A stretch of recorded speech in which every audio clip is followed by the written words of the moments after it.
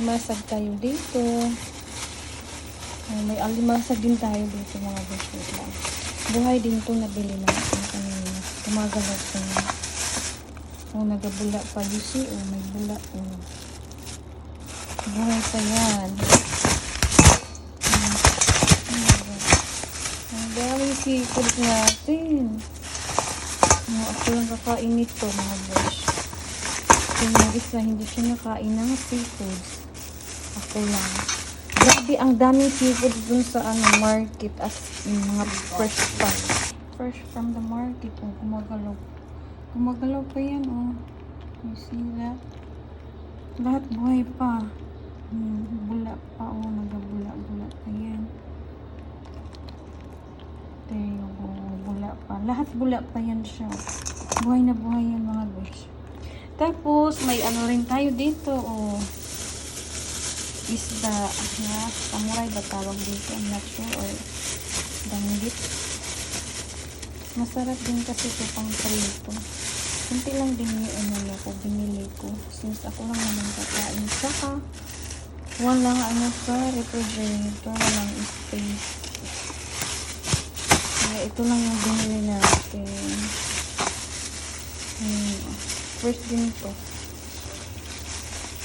Grabe, pag maaga ka talagang pupunta sa market, makakabili ka talaga na, oh my god, lahat fresh ko. Ayan o.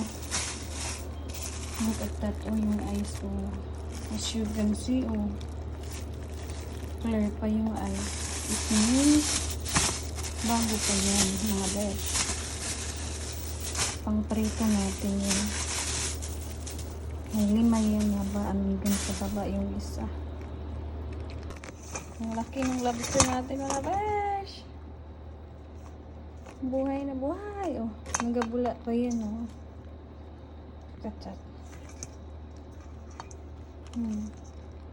Ang laki, oh. Mas malaki pa siya sa natin kamay. Malaki yan, oh.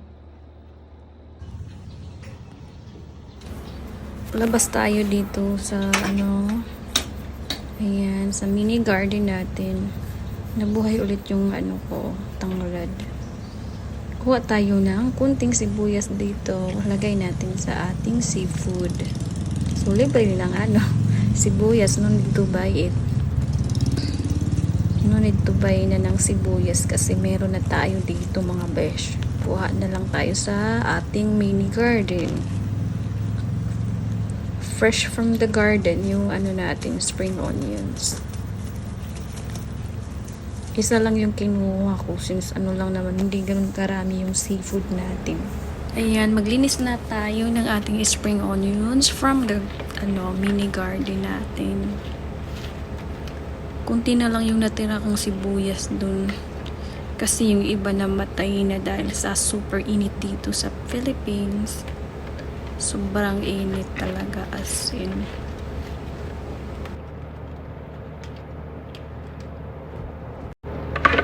Yan, malinis na yung ating sibuyas. Tapos na yan. Hindi ko na nga lang napakita kanina para save tayo ng storage. Ngayon, ito naman yung sibuyas. Isang malaking sibuyas lang. Yung ilalagay natin.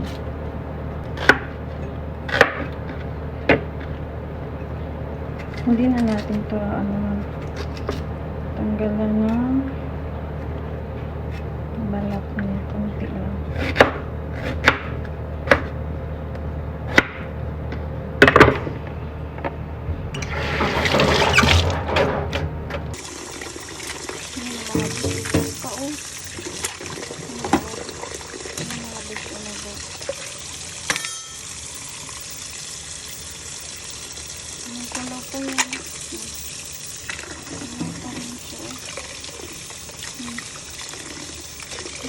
Kasi gumagalaw.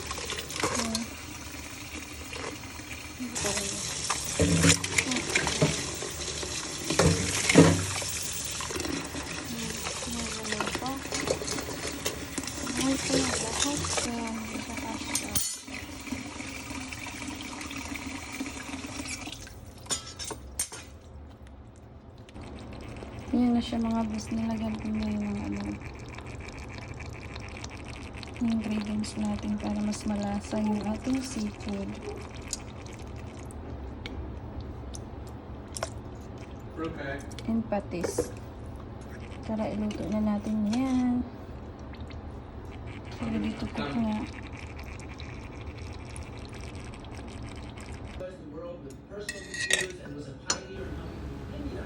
Tadan! It's done na yung ating seafood. Ayan, luto na ho. Mainit pa yan mga bears. Kaso medyo na-overcooked ko siya. But it's okay. Masarap pa rin yan. Charot. Pag seafood, of course.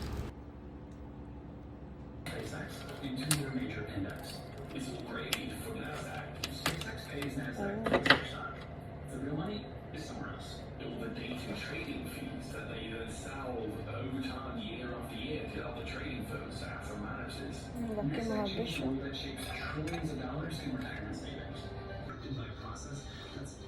Self-regulated. I think at some point we are going to have to say that these are incredibly intellectual. Where has NASDAQ if the change was made because SpaceX demanded it? Mainit pa yan mga besh. Interested in being both an exchange. Kain po, kain. May sauce tayo dito with lemon. Napakabango ng ating sauce.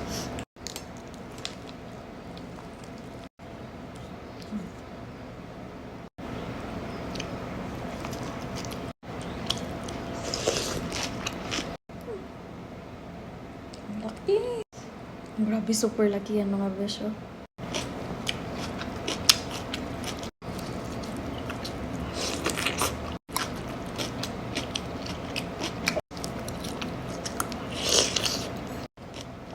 Wala tayong storage.